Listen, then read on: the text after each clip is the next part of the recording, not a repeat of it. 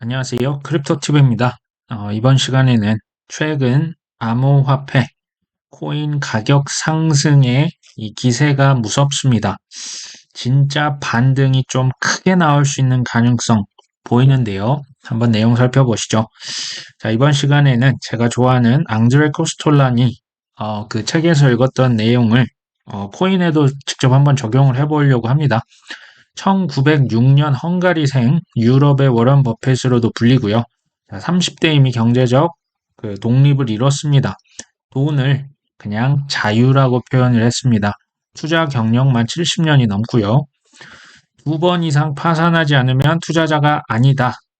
여러 투자 명언을 남겼었고요. 또 죽기 전 35년간은 수많은 저서와 강연을 통해서 그 좋은 인사이트를 많이 공유를 했습니다.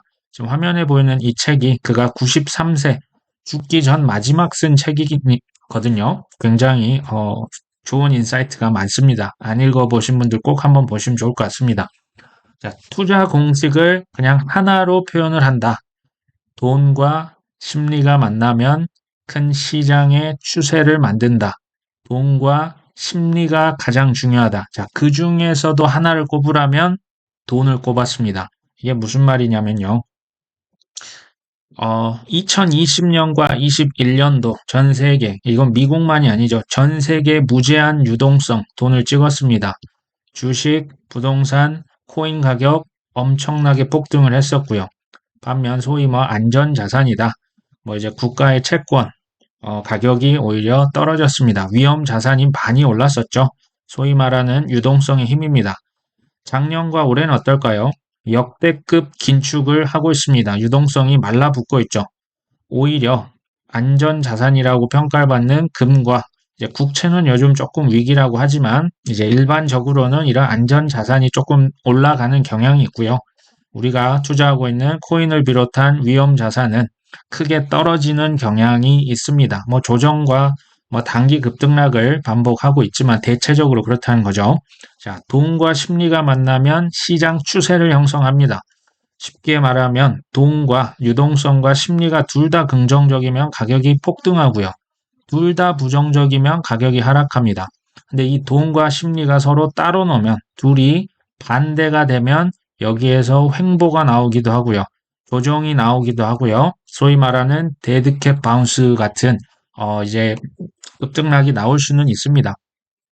최근에 이제 특히 올해 들어서 많이 올랐던 AI 광풍이 불었지 않습니까?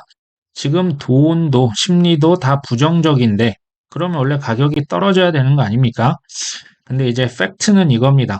이제 역대급 긴축을 한 건 맞는데요. 지난 3월 달 미국에서 이제 은행이 한 4개가 순식간에 쓰러졌었죠. 이 위기를 막고자 하루입니다. 하루에 300억도 아니고요. 미국 연준에서 그냥 300조를 찍어냅니다.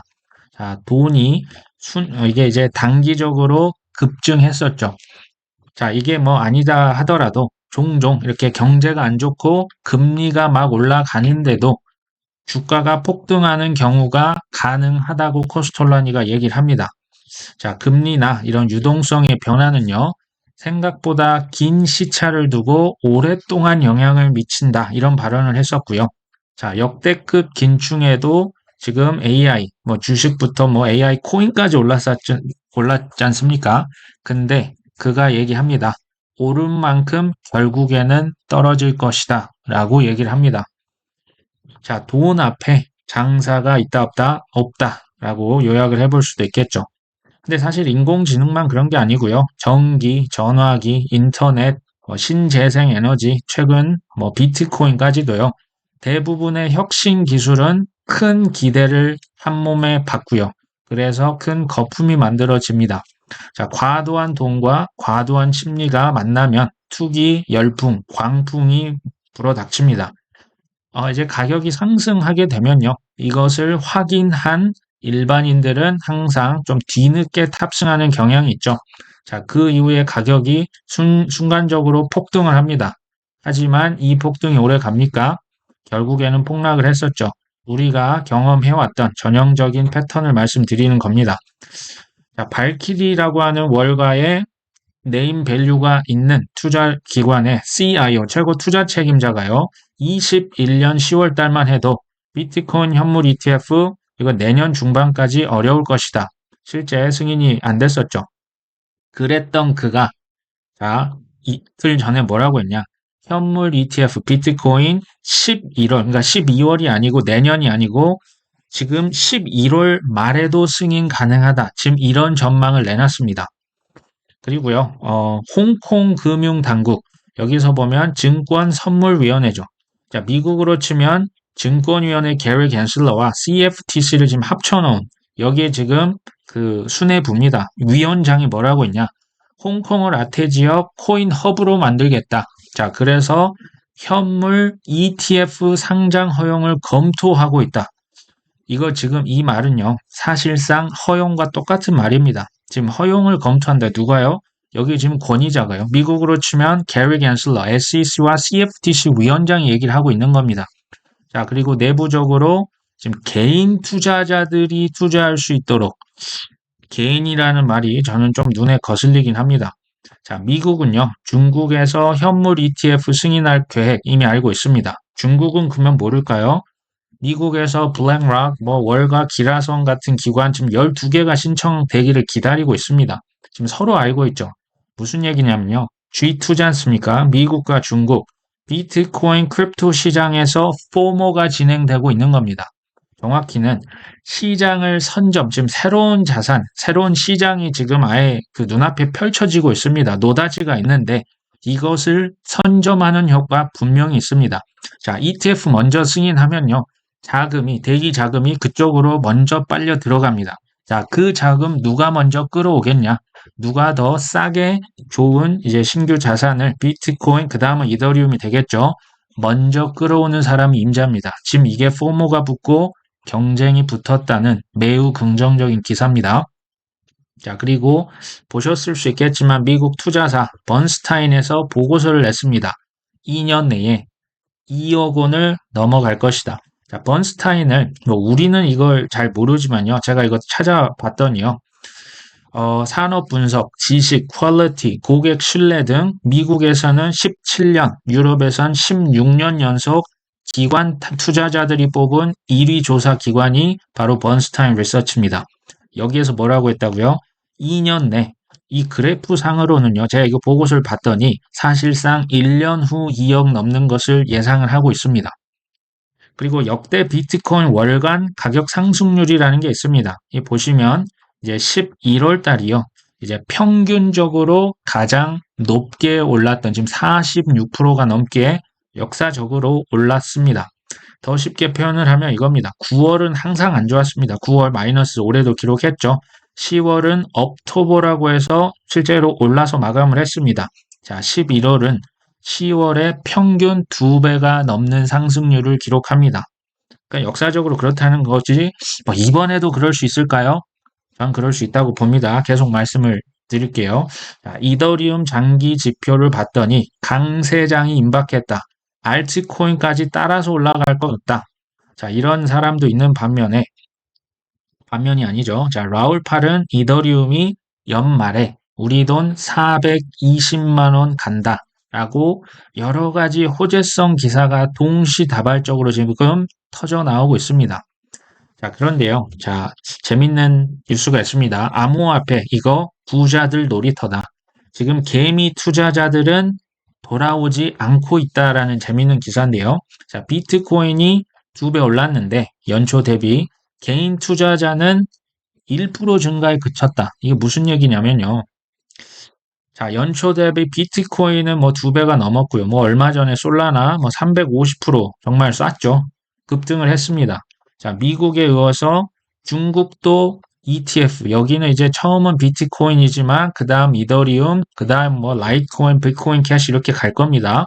주요 언론, 리서치 기관에서 비트코인 가자를 외치고 있습니다. 자, 올 한 해 코인이 급등, 누가 주도했을까요? 아까 보셨죠? 개인은 별거 없고요. 사실상 기관이, 그러니까 주말보다 평일에 거래를 많이 하는 전문 기관 투자자들이 주도를 했다. 이건 제가 나중에 다시 또 말씀을 드리려고 합니다. 자, 일반인들은 그러면 언제 온다는 얘기입니까? 아까 말씀드렸죠. 가격 상승을 눈으로 확인한 다음에 좀 늦게 올라타는 경향이 아주 강합니다. 항상 그랬어요. 자, 가격 상승이 그러면 더 가속화가 되겠죠. 포모가 붙습니다. 그때 가격이 순간적으로 이제 소위 말하는 그 low of top이라고 하죠. 가격이 순간적으로 폭등할 가능성 저는 이번에 있다고 봅니다. 자, ETF는요. 중장기 대형 호재 중의 호재 맞습니다. 근데 제가 여기서 말씀드리는 것은 단기적인 급등과 급락을 지금 말씀을 드리려고 하는 겁니다. 짧게는 11월, 12월이고요. 길게는 내년 뭐 1월, 2월까지도 지금 단기적인 것을 지금 말씀을 드리려고 하는 거고요. 자, 경제가 이렇게 안 좋은데 주식, 코인이 크게 오를 수 있겠어? 자, 제 개인적인 의견은 11월, 12월, 특히 11월 달은 코인 펌핑이 지금 보니까 가능해 보입니다. 이게 언제까지 갈지 모르겠어요. 근데 이게 뭐 경제가 좋다, 뭐 지금 미국 그 뭐 노동부 연준에서 말하는 뭐 실업률이 낮아서 천만의 말씀입니다. 이거는 오로지 기대감에 의한 랠리라고 보시는 게 맞습니다. 근데 이건 뭐 제 예측이죠. 이거 틀릴 수 있는 거 아닙니까? 맞습니다. 제 예측은 틀릴 수 있죠. 그러면 우리가 뭘 봐야 할까요? 당연히 크립토 TV를 보셔야겠죠. 자, 뭘 보셔야 하냐? 거래소 실제로 그 뭐 바이낸스나 코인베이스의 스테이블 코인이 돈이 유동성이 얼마나 공급되는지 이거 제가 나중에 그 특집으로 한번 이거 만들 겁니다. 실제로 많은 돈이 거래소에 들어가고 있습니다. 그리고 펌핑 시키는 뉴스가 얼마나 자주 나오는지, 그리고 객관적인 뭐 이제 RSI 상대적 강도 지표, 뭐 공포 탐욕 지수, 뭐 여러 가지 우리 주변의 사람들 인간 지표. 사실 지금 주변의 일반인들은 코인에 관심이 없습니다. 자, 그게 이제 나중 되면 뭐 비트코인 예를 들어 뭐 7천만 원 가면 그대로 가만히 있을까요? 저는 아니라고 봅니다. 그리고 가격이 상승을 하겠지만 그 상승이 너무나 가파르게 기울어진다? 그 기울기를 볼 필요도 있어요. 중요한 건, 자, 보십시오. ETF가 언젠가 이거 승인이 될 거라고 봅니다. 이 ETF가 승인된 시점에 가격이 중요합니다. 그 ETF 승인 뉴스, 이젠 그냥 기대감이 현실로 바뀌었을 때의 객관적인 지표들을 보시고, 이게 너무나, 좀, 그, 과매수 영역이다. 혹은 이게 조금 아직 더 갈 여지가 있겠다. 그때 가서 이걸 객관적으로 판단하는 게 가장 중요합니다. 자, 그래야 우리가 단기 전략, 중장기 전략을 세울 수가 있겠죠. 자, 코스톨레니가 아까 얘기했죠. 돈과 심리가 만나면 시장 트렌드가 만들어진다. 자, 지금 어떻습니까? 돈은 역대급으로 부정적이죠. 심리는요, 심리가요, 재밌는 게 최악의 겨울을 지나고 조금씩 지금 회복이 되고 있습니다. 아까 기사들 보셨죠? 근데 연준은 지금 돈에 대해서 유동성이요. 기준금리 더 높고 더 길게 아직까지도 외치고 이거 내년 어느 시점까지 갈 것 같아요. 자, 11월 5일자 미국에서 18번째 큰 은행, 자산 300조나 되는 시티즌즈 은행이라고 하는 곳이 또 파산을 했습니다. 그럼에도 불구하고 인공지능처럼 코인이 단기 상승이 될 수 있을까요? 저는 될 수 있다고 봅니다. 이게 유동성 랠리가 아니고요. 이거는 오로지 ETF라고 하는 기대감, 또 반감기라고 하는 기대감 랠리라고 보시는 게 맞겠죠. 자, 코스톨러니가 재밌는 표현 했습니다. 사람이 경제고 개를 주식이라고 하면 같이 산책을 하겠죠.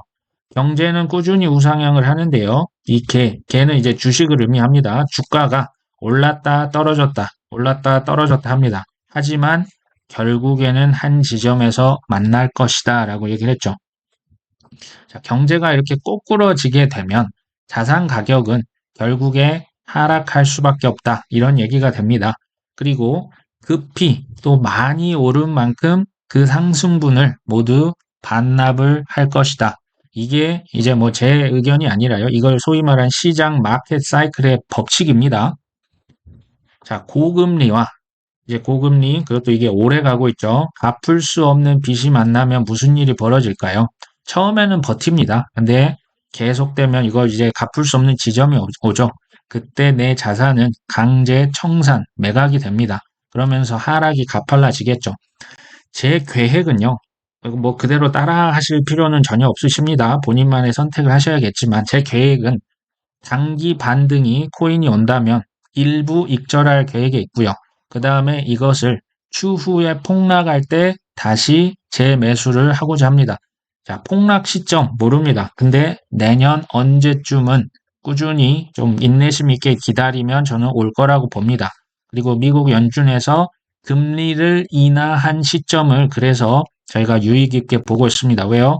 경제가 꼬꾸라지면 그때는 금리를 무조건 낮춰야만 하기 때문에 그렇죠. 마지막으로 알트코인 관련 말씀드려볼까 합니다. 지금도 사실 이 그 알트코인 순환 장세가 좀 펼쳐지고 있지 않습니까? 이게 비트가 오르면 이더가 오르고 이더가 오르면 중간 시총, 그다음 작은 시총 코인들이 이렇게 막 올라가는데요. 이건 조금 심리적인 영향이기 때문에 이게 아마 쉽게 달라지진 않을 것 같아요. 앞으로도 나올 수 있다. 최근 실제로 체인링크가 많이 올랐었고 솔라나로 올랐었고 그다음 네오도 펌핑을 하고 있습니다. 이게 어떤 그 뭐랄까요 심리라고 저는 생각이 되고요. 자, 백화점 투자자 뭐 예를 들어서 뭐 코인 종류가 30개가 넘어간다. 전 이거를 뭐 무조건 나쁘게 보진 않습니다. 다만 이제 관리가 내가 좀 어려울 만큼 손을 쓸 수 없을 만큼 너무 많다. 그러면요 이번에 순환 펌핑이 아마 지금 계속 당분간 이어질 수 있거든요. 이걸 나온다면 좀 활용할 필요가 있겠다. 자, 예를 들면 30개 코인인데 평소에 내가 좀 별로라고 생각하는 코인까지도 좀 이제 펌핑이 나오게 되면 그걸 조금 팔았다가 내가 평소에 공부했던 좋게 봤던 유망 코인을 사는데 쓸 수가 있겠죠. 30개를 뭐 한 20개 정도로 20개를 한 15개 정도 우리가 집중해서 이제 상승장을 기다리는 건 어떨까 하는 생각이 듭니다. 근데 이제 더 중요한 것은 단기 상승장에서 포모 매수만큼은 절대 하지 말자. 이거 기억하십시오. 포모에 그러니까 이제 비싸게 사는 것 가장 좋지 않은 투자 결정입니다. 그 다음은 폭락장이 왔을 때 연출이 됐을 때 패닉셀만큼은 절대 하지 말자. 내 손가락을 깨무는 한이 있어도 패닉셀만큼은 절대 하면 안 됩니다. 자, 그 다음 이제 어떻게 보면 핵심이죠. 단기 상승이 나온다. 그때 내가 필요하다 싶으면 이것을 잘 활용하는 기회로 가져가 보자. 그 다음에 추후에 언젠가 될지는 모르겠지만 뭐 내년 언제쯤 폭락이 한다면 폭락의 기회가 온다면 이거는 무조건 잡자. 이 폭락 기회를 잡을 수 있는 사람은요. 사실 평소부터 매우 공부도 많이 하시고 현금도 모으고 강인한 심장과 확신을 갖기 위해 노력을 하셨던 분들이 이 기회를 잡습니다. 저는 이제 개인적으로 최종 탈출 시점이요. 뭐 이제 지금 뭐 몇 달 후가 아니고요. 최소한 25년 중이나 하반기까지는 조금 기다려 볼까 합니다. 제일 중요한 건 우리가 큰 성공, 뭐 경제적 자유 얻으려면요. 이 하락장 급등락에 잘 생존을 하시는 게 먼저다라는 말씀을 드립니다. 오늘 방송 여기까지 합니다. 끝까지 시청해 주셔서 감사합니다.